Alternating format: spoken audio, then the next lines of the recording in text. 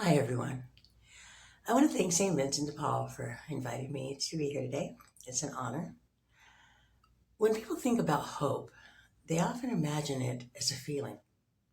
I see it differently. I believe hope is a decision.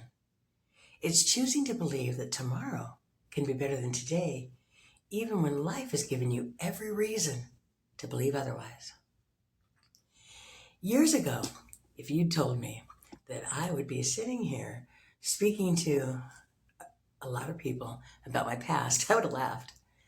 Not because I didn't want a better life, but because I truly believed I was beyond saving. I'd experienced addiction, homelessness. I'd made choices I deeply regretted. I had lost opportunities, relationships, and confidence. For a long time, I truly believed that my past would always be bigger than my future. But here's what I discovered. Sometimes hope doesn't arrive as a miracle. Sometimes it arrives as a meal. Sometimes it's a safe place to sleep. Sometimes it's someone who smiles at you instead of judging you. And at times, it's someone who simply says, I believe in you. That's what organizations like St. Vincent de Paul do every single day. You don't just hand someone food. You hand them dignity. You don't just provide shelter. You provide safety. You don't just offer resources. You remind people that they still matter.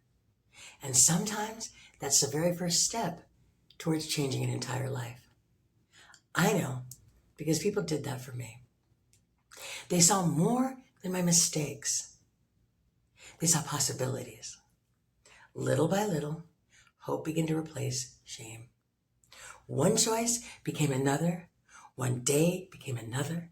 One sober day became one sober year. Then another and another. Today, I'm an author. I'm a motivational speaker. I'm a certified peer support specialist. I spend my life encouraging people to believe they are more than the worst thing they ever did. Not because I've had a perfect life, but because I've learned that hope is stronger than our past. Hope gave me the courage to change. Hope taught me that healing isn't about pretending the past never happened. It's about refusing to let the past decide who we choose to become.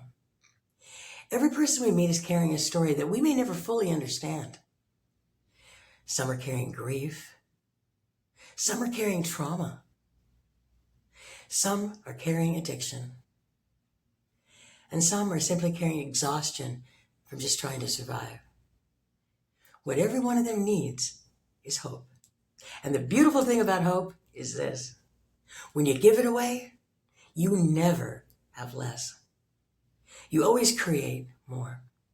Every volunteer who serves a meal, every donor who gives generously, every staff member who chooses to stay a little later every day, encouraging conversations, every act of kindness.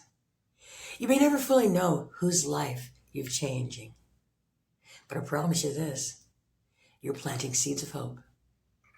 And hope has a way of growing into things we never imagined. Today, I sit before you as proof.